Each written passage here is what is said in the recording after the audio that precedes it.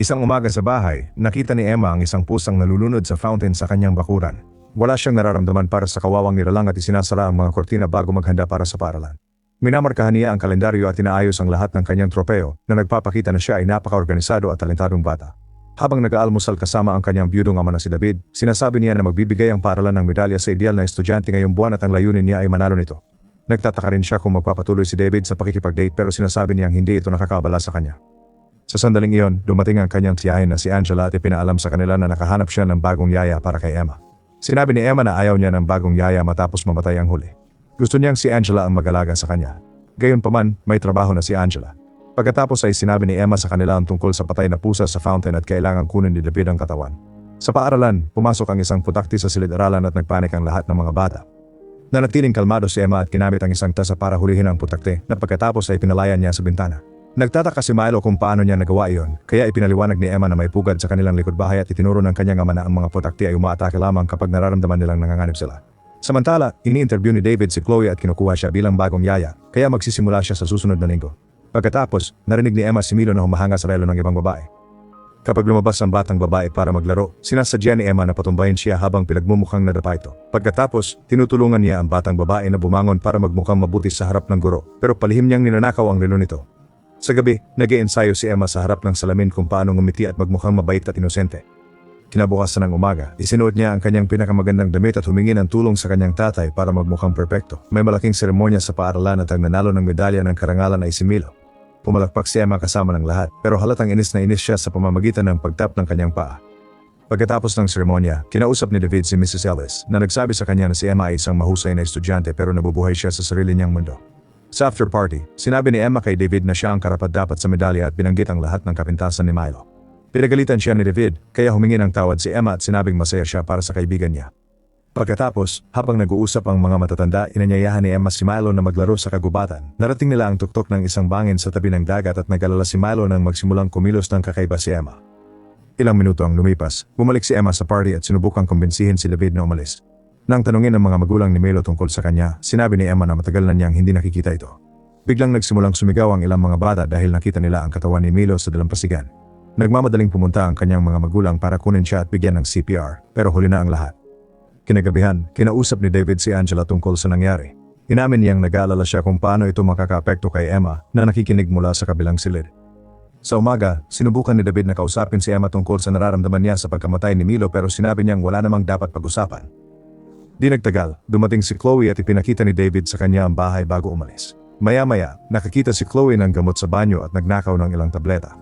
Pagkatapos, nanood siya ng pelikula kasama si Emma at sinabi niyang sa tingin niya ay walang kwenta ang kwento na hindi nagustuhan ni Emma. Nang tanungin ni Chloe kung ano ang palagay niya sa pagkamatay ni Milo, ipinaliwanag ni Emma na hindi mahalaga kung malungkot siya dahil patay na rin naman siya. Tinanong din ni Chloe kung may girlfriend si David habang nagkukunwaring kaswal na usapan lang ito. Ipinaliwanag ni Emma na may nakarelasyon si David sandali pero hindi niya ito gusto kaya hiniwalayan niya.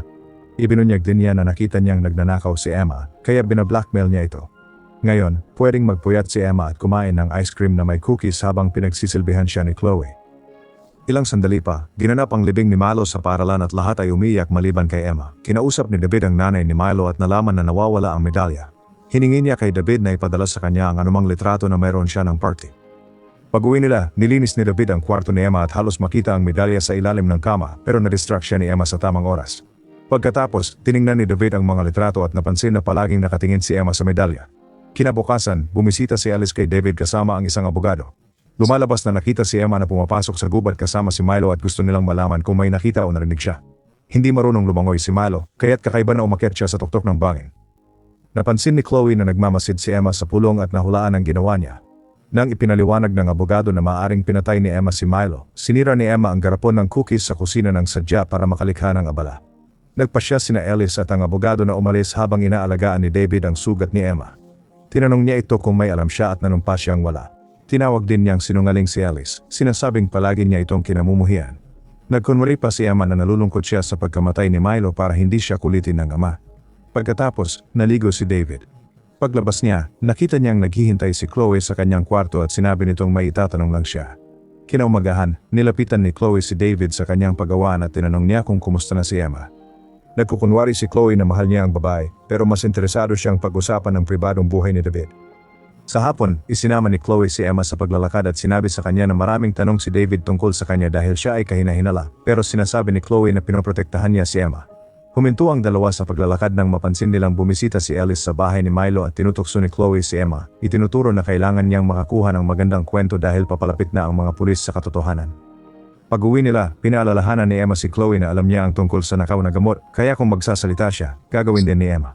Hindi natatakot si Chloe at nagbahagi ng nakakatakot na paglalarawan ng mga mamamatay tao na namamatay sa electric chair. Makalipas ang ilang sandali, hinahanap ni Chloe si Emma pero hindi niya ito makita kahit saan. Hindi niya napansin na wala na ang pugad ng putakti. Nang hanapin niya sa silid-dulugan, nakita niya ang medalya na nakatago sa ilalim ng kama. Samantala, umalis si Alice sa kanyang kotse kung saan siya biglang nagulat ng isang putakti.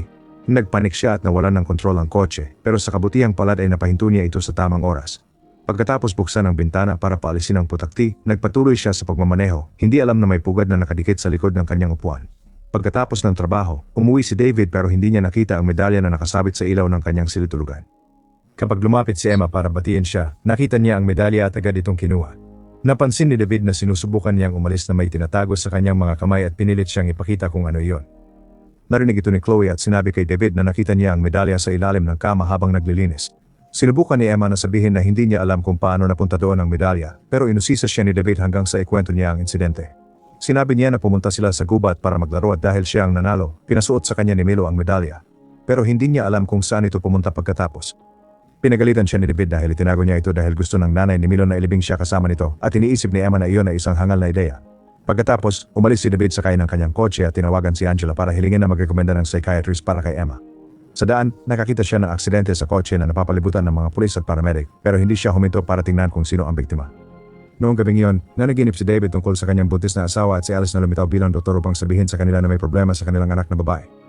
Sa umaga, natagpuan niya si Chloe na patay sa fountain at sinabi ni Emma na si Milo ang may gawa na lumilitaw bilang isang naglalakad na bangkay. Gayunpaman, bahagi rin ito ng panaginip. Habang nag-aalmusal, sinita ni Emma si Chloe dahil sa paglalantad ng medalya at tinawag siya ni Chloe na maliit na psycho. Pagkatapos, dinala ni David si Emma sa bahay ni Milo at pinilit siyang ibigay ang medalya habang inuulit ang parehong kwento. Hindi alam ng nanay ni Milo kung paano mag-react at ipinaliwanag niyang nanginginig pa rin siya dahil kakalabas lang ng balita na patay na si Alice. Naaksidente ang kanyang kotse dahil may pugad ng putakti sa loob nito. Sinasabi ni Emma na nalulungkot siya dahil si Alice ang paborito niyang guro at kinumbinsin niya ang kanyang ama na umuwi. Sa kanilang kalye, sinabi ni Emma na ibig sabihin nito ay hindi na nila kailangang pag-usapan si Milo at masayang tumakbo habang humihingi ng cupcakes. Pagkatapos sa kanyang workshop, napansin ni David na nawawala ang pugad ng putakti. Nang gabing iyon, nagsaliksik siya tungkol sa mga patolohiya ng mga bata at napagtanto na maaring sociopath si Emma. Kinabukasan, sinabi niya kay Emma na dadalhin niya ito sa doktor pero hindi niya nakita ang dugo sa kamay nito. Sa opisina ng doktor, unang nagsalita si David at ipinaliwanag ang kakulangan ni Emma sa emosyon.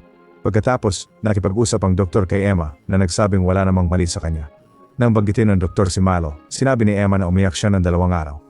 Nag-usap sila ng kaunti at nagulat si David nang marinig ang tawa. Ang konklusyon ng doktor ay, nagtatapos na maayos si Emma at pinapauwi siya habang sinisiguro kay David na hindi siya kailangang maglala. Pagdating nila sa bahay, nakita ni David si Chloe na nakasuot ng mapangakit na damit habang nagbibilad sa araw. Pagkatapos, tiningnan ni Chloe si Emma at tinukso siya dahil wala siyang kaibigan. Kinumpirma niyang sinusubukan niyang makipag-date kay David at sinabi ni Emma sa kanya na lumayo sa kanyang ama pero pinaalala ni Chloe na hindi siya natatakot sa kanya. Nang gabing iyon, may date si David at bago siya umalis, sinabi ni Emma sa kanya na ayaw niya ng madrasta kailanman. Habang nanonood ng TV si Chloe, nagsimulang magkurap-kurap ang mga ilaw pagkatapos ay may narinig siyang ingay at sinundan ito hanggang makita niya ang isang tao sa workshop. Pumasok siya at biglang nagsara ang pinto sa likuran niya. Sinubukan niyang buksan ito pero hindi niya magawa kaya sumigaw siya para humingi ng tulong.